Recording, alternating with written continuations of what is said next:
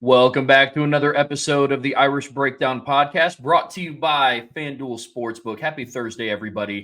And here at Irish Breakdown, you guys know what we like to do on Thursdays. It is keys to victory, game predictions, game records, and then we're going to tie a bow on everything and talk about some other games going on across the country in college football. But Brian, Notre Dame takes on the Purdue Boilermakers this Saturday at 3:30 inside of Notre Dame Stadium. And this is plain and simple a get right game. And they find themselves in a similar spot that they did last year, come off of a gut wrenching loss at home. You go on and play the Purdue Boilermakers in an in-state rivalry game. So this is another big matchup for Notre Dame. Little bit different implications. We're going to dive into that, but you guys know how we get down here.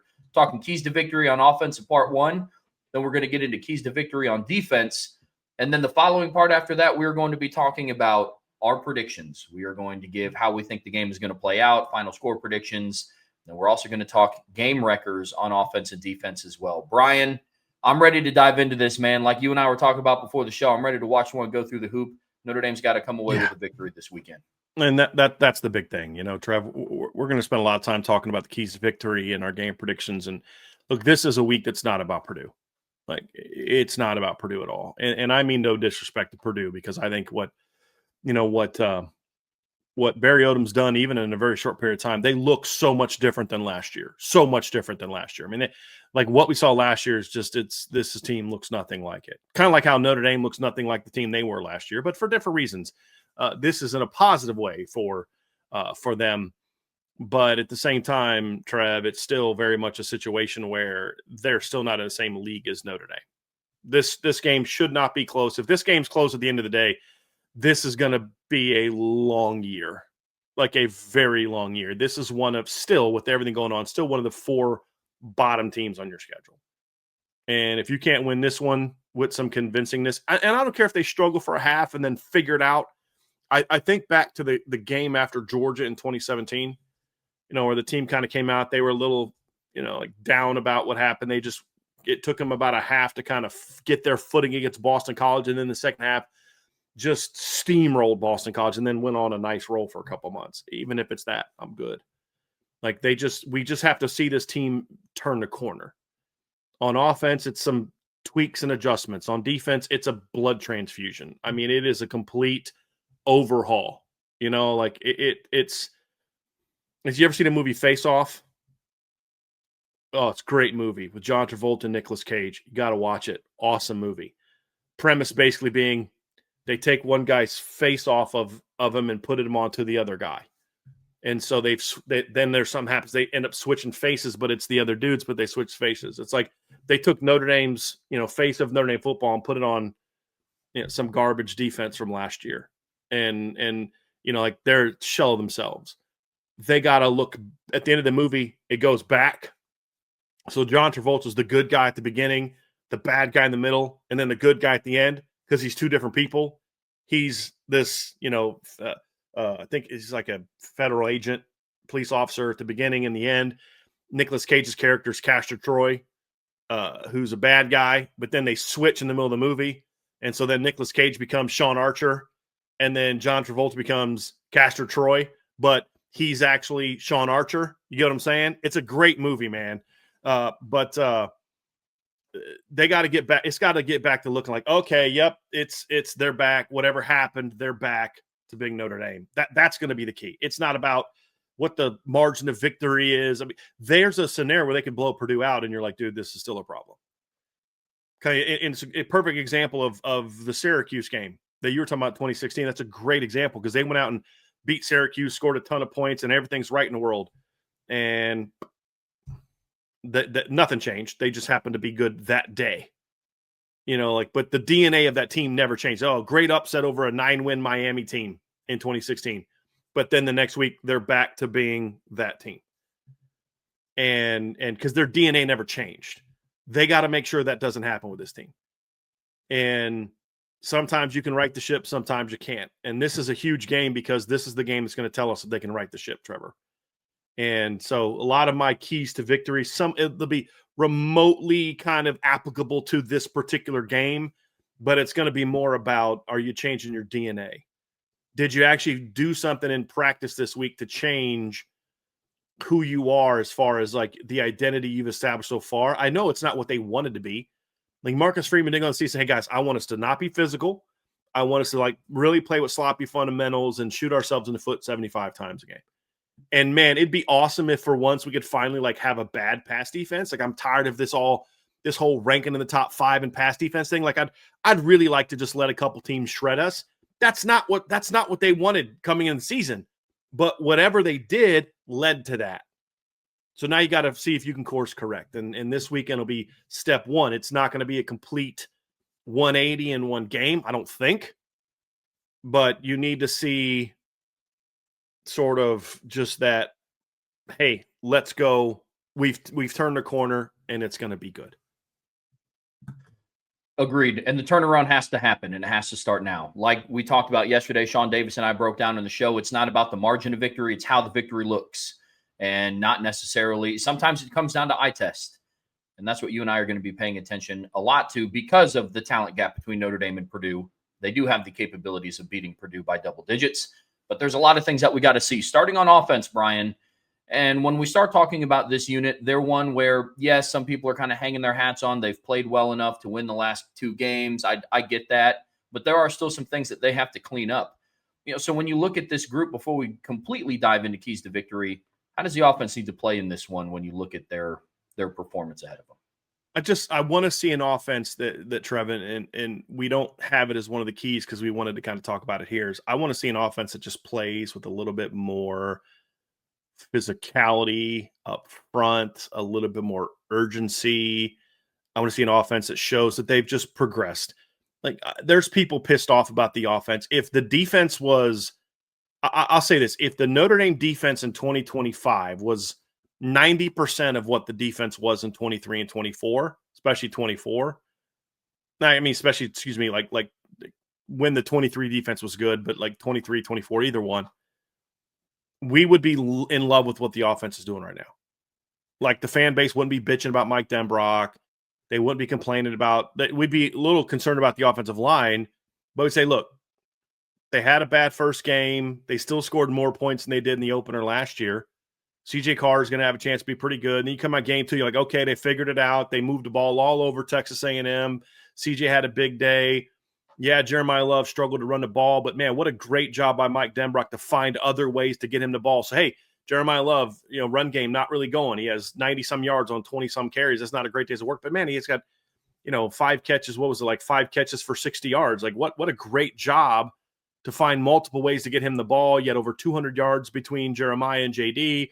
Malachi, he's going to be all we thought he would be. Oh, another big game from Eli Raridan, man. Oh, and CJ was even better in game 2. Yeah, the offensive line played better. Still not where they need to be, and anywhere close, but they bet. We'd be thrilled with how this team is if the defense was the same.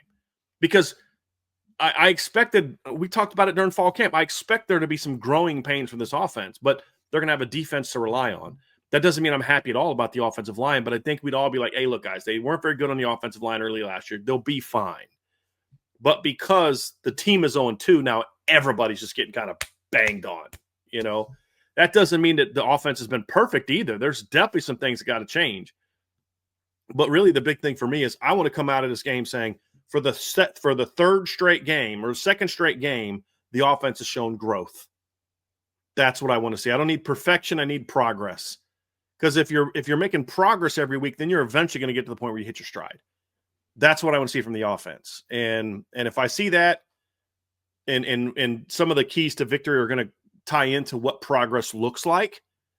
But that's the big thing for me, Trev, is I want to see them play with a little bit more fire as a unit across the board. I thought the skill players played really hard on Saturday night against A&M. I think the offensive line did their job for the most part, but they weren't great by any stretch. They were kind of average. People want to give them more credit than I think they deserve because they weren't as bad as they were in the opener, but that's not the bar, So I just want to see progress. Because if I see progress, I'm like, look, they're getting better every week. Boy, wait till game 5, 6, 7. Boy, this team's going to be fun to watch on offense. So for the offense, it's just about continued progress in all phases. Agreed. Continue to stack performances, be clean operationally. Those are a lot of the things that I want to see from this offense. Continue taking steps in the right direction. And that's what you can kind of ask out of this group against Purdue. I agree with you completely. Brian, let's dive into how they get there. And the first key to victory, of course, it's going to be start fast.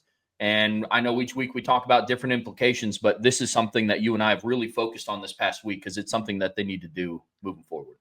And look, we'll get to the crowd at the end, but first and foremost, this offense needs confidence built, continued more confidence built. And I think a fast start, and when in this game, fast start for me is you're getting touchdowns early and often. I mean, you're putting points on the board quickly. And that's important because the offense needs to come out and develop some chemistry, some fire. We need to see the progress that we talked about. They need to let Purdue know right away that, hey guys, this is going to be a long day for you. We may not get to 66, but we're going to do our best. Like, I just want to see them moving the ball and scoring the ball early. I think the second factor to a fast start for the offense is I do think it takes some of the pressure off of the defense, Trev. I think the defense won't have to feel like, oh gosh, we got to hold them to 10 if the offense comes out and just putting it to them.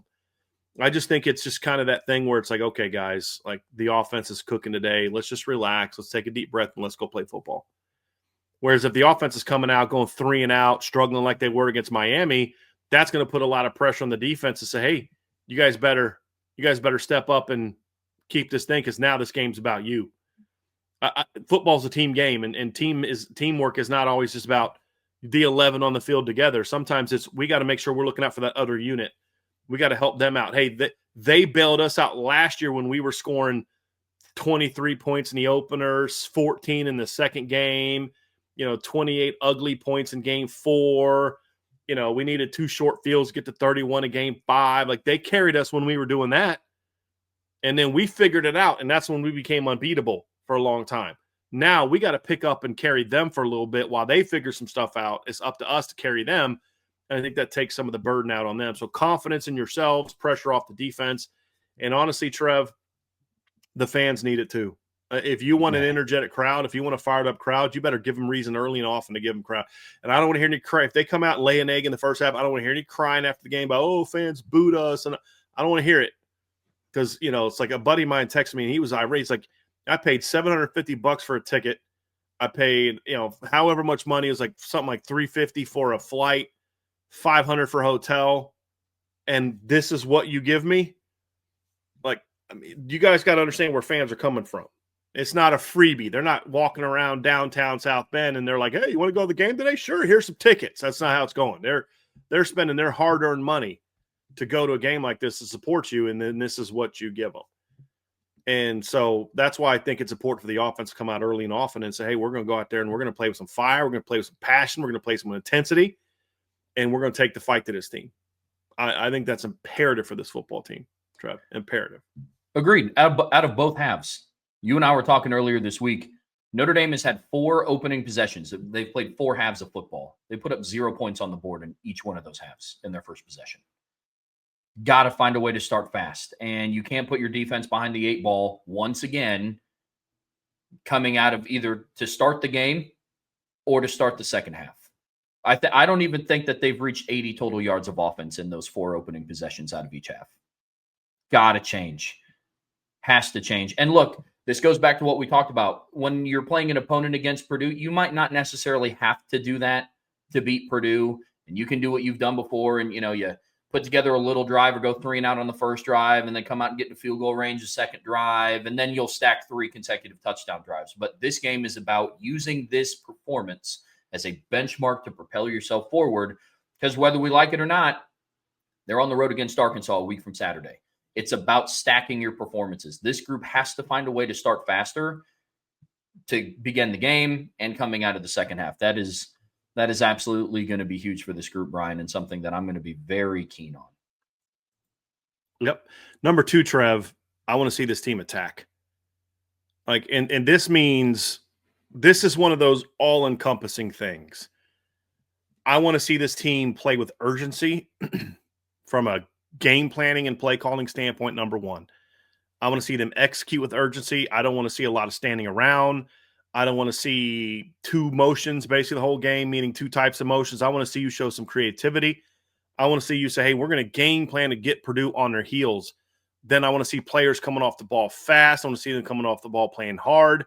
I want to see them basically be aggressive, attack Purdue, attack them with your tempo. And again, I don't mean going fast and snapping the ball at 29 seconds. I mean, you're playing with some urgency. There's some pace to what's going on.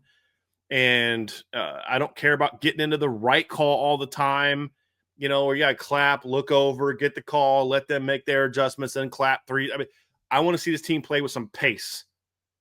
Sometimes you got to do that. Sometimes you got to do a check with me, but sometimes you're just going. And I want to see that. I want to see that in this game. I want to see them play aggressively. I want to see them attack down the field again. I want to see them be more willing to attack with their run game, really go at Purdue with their run game. Those are all things that I want to see in this game, Trev. I want to see this Notre Dame football team come out offensively and take the fight to Purdue. That's going to be a big key to me. That's a mindset thing. And it's a mindset that's established with how you practice, how you game plan, and how you call a game. You can't expect players to play with urgency and play with fire when you're slowing everything down. And everything is slow and everything is methodical. You can't then ask them once the ball snapped, however, you got to go really fast and play with urgency. Like, no, it's not how it works. So I want to see this team just take the fight to Purdue right away, immediately. Agreed. Play like you know that you're the best unit on the field. And it seems like in the first couple of games watching Notre Dame's offense, they played a little timid, and they needed a Malachi Fields back shoulder catch or a Jeremiah Love hurdle to say, oh, yeah, we can hang on the field with these guys. The offensive line, I want to see them fire out in the run game and keep CJ's jersey clean in the pass game. I agree with you. They need to come out and be aggressive. But to your point, it doesn't have to be 4 verts every play. It doesn't have to be, you're running your 2-minute offense every single possession. Right. I'm with you there. Absolutely with you there. And I think that leads into your third point, Brian, of being able to play together and play smart. That's going to be absolutely huge for this matchup. Yeah, I mean, this is all encompassing. I didn't want to just have a don't turn it over thing. I mean, it all fits into here. Play together. What does play together mean? Number one, that means there's got to be a sense of unity. Hey, where's your pride, offensive line? To you got this quarterback back there that's dealing. You've got the best running back room in college football. Where's your pride to say, dude, we got to do our job so that they can do their job? Wide receivers, yeah, you had some great blocks, but like then on a 3rd and 3, like that's when you really got to lock in. I can't say, well, I'll justify you missing this block, Jordan Faison, because you had those 2 other great blocks, because I needed that one. It was 3rd and 3. We have a chance to pop one, and you got to do your job. But there's a sense of, why am I blocking this guy? Is it just because it's what I'm told to do? Or is it because I know that if I get a body in this guy, Jeremiah or Jadarian's got a chance to go to the house?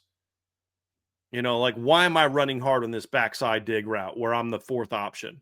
Because I know, because the quarterback's already proven to me in practice and now in games, that if I keep working, he'll find me if he gets time. Where's your pride in that? Where's your pride as the quarterback to say, hey, look, I got to do my job because these guys are all doing their job. It's all circular, right? And everything in there's not saying that that's what they're doing or not doing. But you need to see that. What else is playing together means? It means you can't have 10 guys doing their job and 1 guy not doing their job. That costs them a play. I mean, how many times have you and I talked about a play in the first 2 games where, like, if this one guy would have done this, this is a big play. If that one guy would have done that, this is a big play.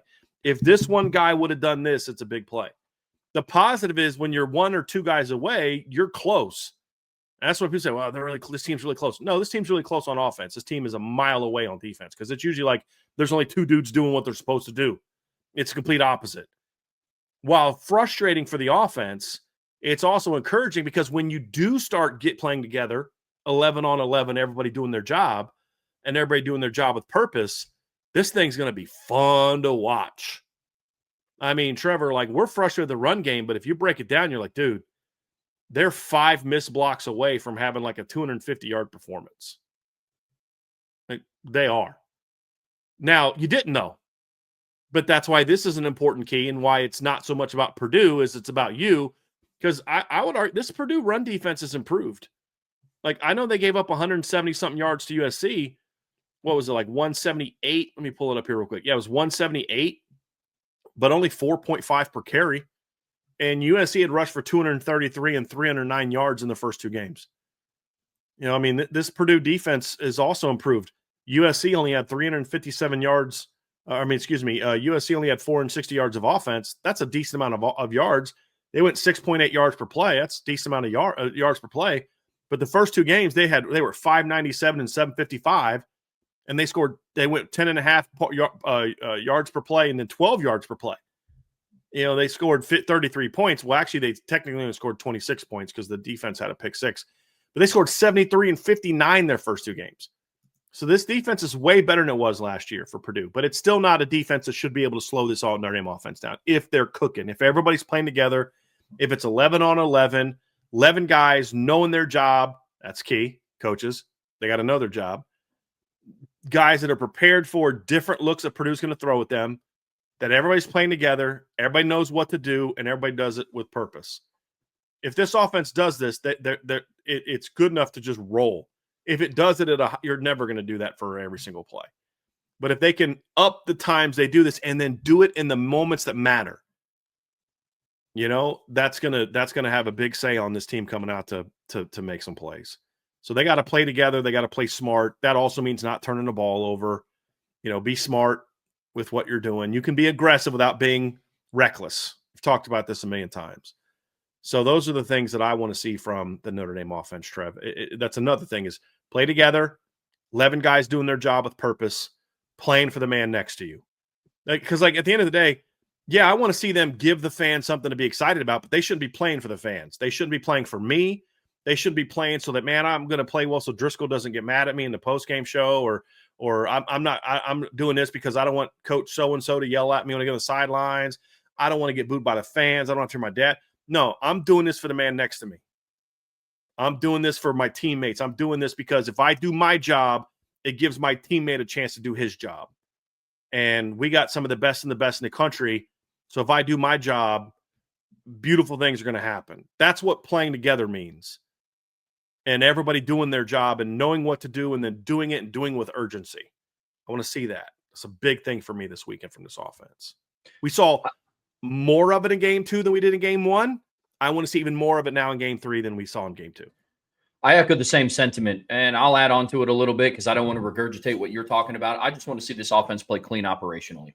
I want to see them get into a 2-minute drill to end the first half, and they have all 3 of their timeouts at their disposal. They didn't have to burn 1 or 2 of them. Or here's a thought. Can we see a 2-minute drill where you don't get your quarterback killed? That'd be amazing. That'd be ideal.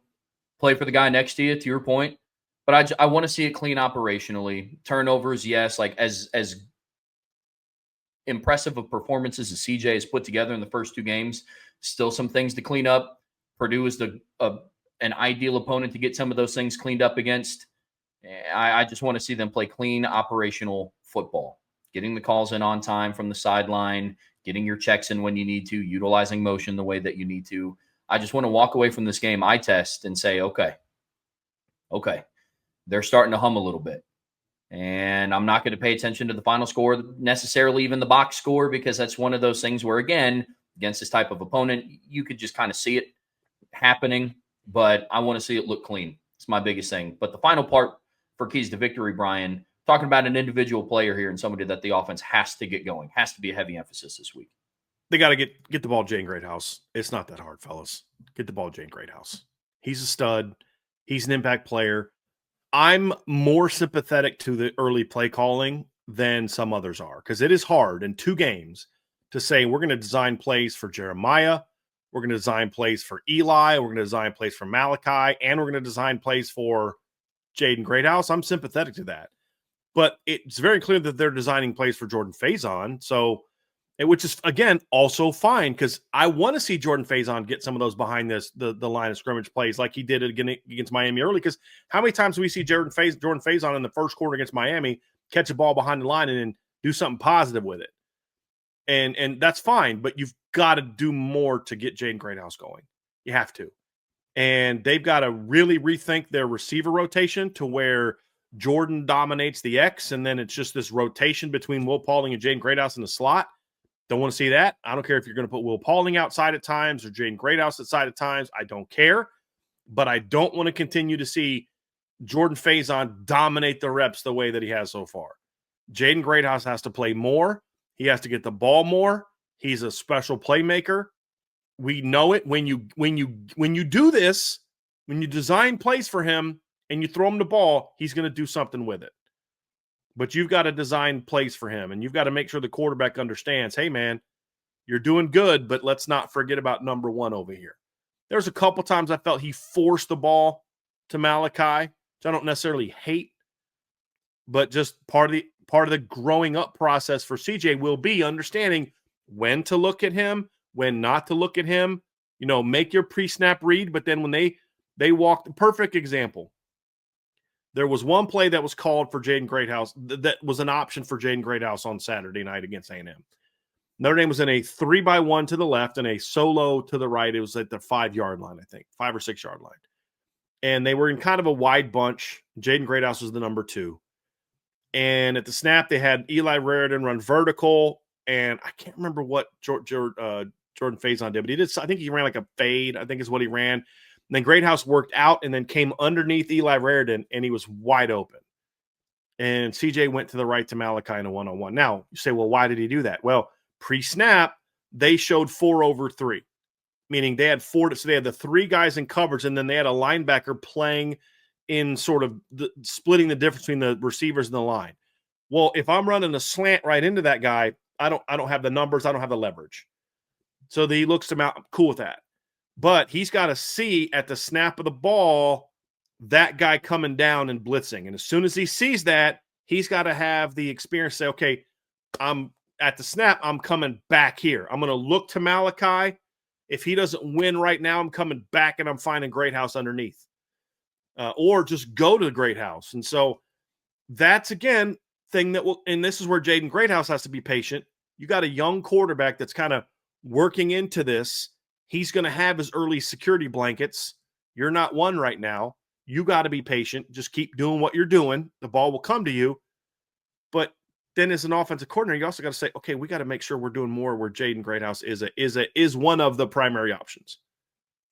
And with all due respect to Jordan Faison, Jaden Greathouse has also proven in his career that he's pretty darn good with the ball in his hands as well. So he's got to be a bigger part of it. Has to be. And the final piece is, look, part of it too is a lot of stuff that he does is over the middle. And right now your quarterback hasn't shown a high propensity to want to throw the ball over the middle, which is, you see that a lot from a lot of young quarterbacks. That'll come in time. But that means you got to do more and more to make sure Jaden Greathouse is getting the ball. It's an absolute must. Absolute must. It's really disappointing. Unfortunately, when you go and you look at some of these FanDuel props, you can't even bet on Jaden Greathouse receiving yards. He's not even on the board this week? Nope, not even on the board. You can bet on him to score an anytime touchdown, and those odds are at plus 240. That's it. He is not an option under player receiving yards to bet on. For Notre Dame, it's just Faison, Raridan, and Fields. Now, was Malachi and Eli at this week? I'm very curious about that. Malachi, they finally bumped it up to over 52.5. It's about time they got him out of that 40 range, but I'd still take that. One of the ones that I talked about last night in the spread option was Eli Raridan's over-under set at 44.5. He's had 97 and like 80 in 2 games. And 85.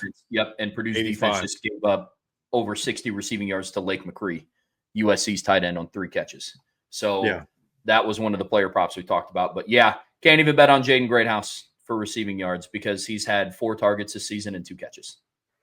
Gotta ramp up. I'm with you completely. I mean, right now, Eli Raridan ranks 25th in the country and number 1 at tight end in yards per game for a receiver at 91. Number 25 overall, right behind Jeremy Bernard, 0.7 behind Jeremy Bernard. Man. And, I mean, the next closest tight end is Jared Kanik at Oklahoma at 81.6. He's almost 10 yards ahead of the next closest tight end in yards per game at 91. So, again, keep getting him the ball. Keep getting Malachi the ball, but you also got to find some ways. And now, guys, that can be hard. There was clearly wanted to get Malachi going against A&M. You know who else they wanted to get going in the pass game? Jeremiah Love. Okay, I get that. But now it's time to get Jaden going. And that's going to be an important piece. Will Pauling is a good football player. I'm happy he's in Notre Dame. They got to, it's not like they're not getting the ball to Jaden and they're forcing it to Will Pauling. He's only got 2 catches as well. This is more of a slot problem to me than a Jaden Greathouse problem. They're just not getting the slot involved in the pass game. They need to fix that, but I think Jaden needs to be the primary beneficiary. And I wouldn't mind seeing some opportunities with him outside either in some of these looks as well. You've just got to give him the ball more. Just simple as that. You got to give him the ball more.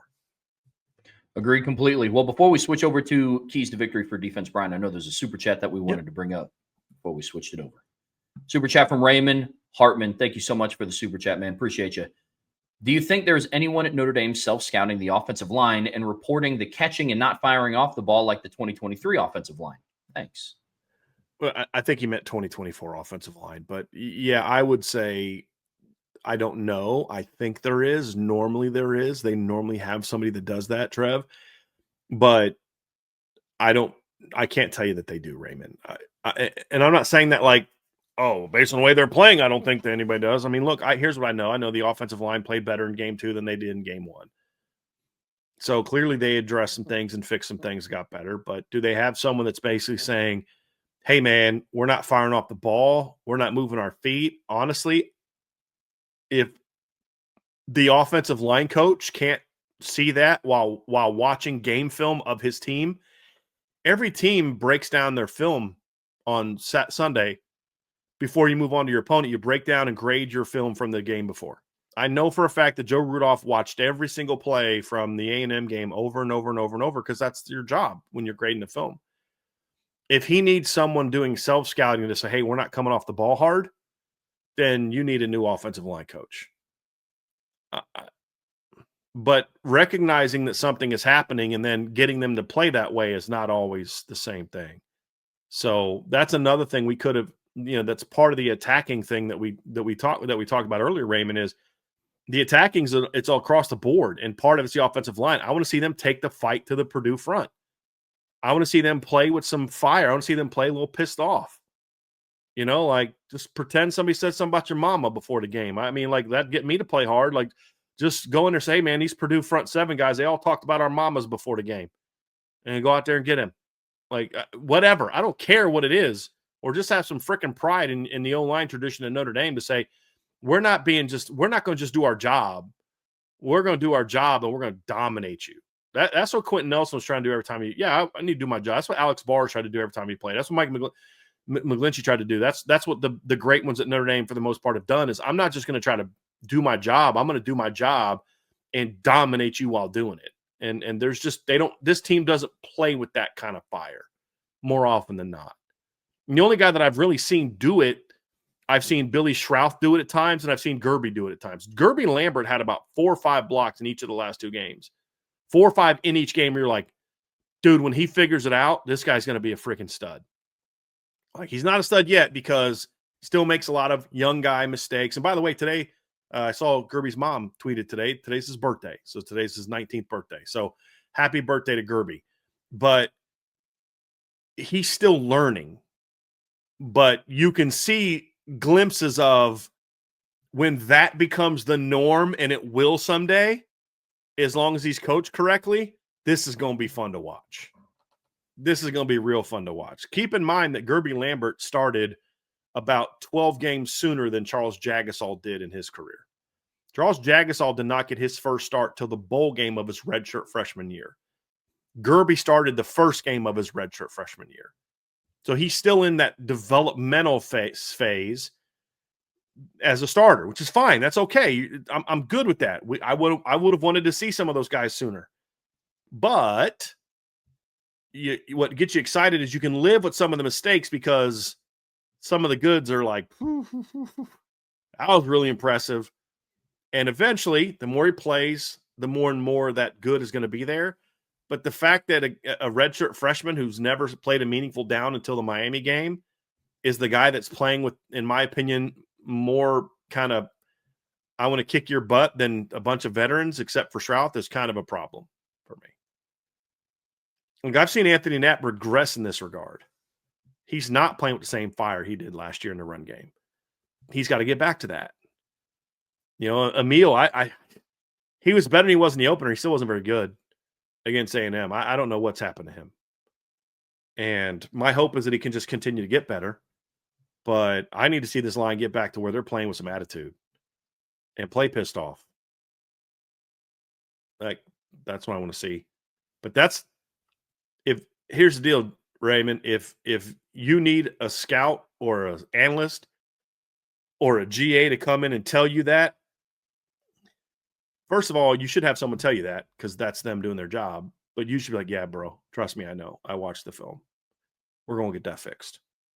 If you don't know that as the O-line coach, if a receivers coach has got to be told, hey, man, your guys aren't coming off the line hard. Hey, your backside receivers aren't running hard. If a running backs coach has got to be told, man, hey, your footwork was all jacked up. You guys were getting downhill way too fast. If you've got to be told that by someone in self-scouting, then you should probably promote that person from self-scouting into your position coach role. Because if they don't already know that from watching film themselves, then you are in big, big, big freaking trouble. Big, big trouble. Well, listen, folks, we're getting ready to talk some Notre Dame defense keys to victory. Before we get there, you guys know what to do. Make sure you hit that like button. Make sure you subscribe to this channel. Leave us a 5-star review on whatever streaming platform you listen to us on. It is greatly appreciated. But the best way to support what we do here is subscribe to the premium message boards. You see it scrolling down there at the bottom of the screen at boards.irishbreakdown.com.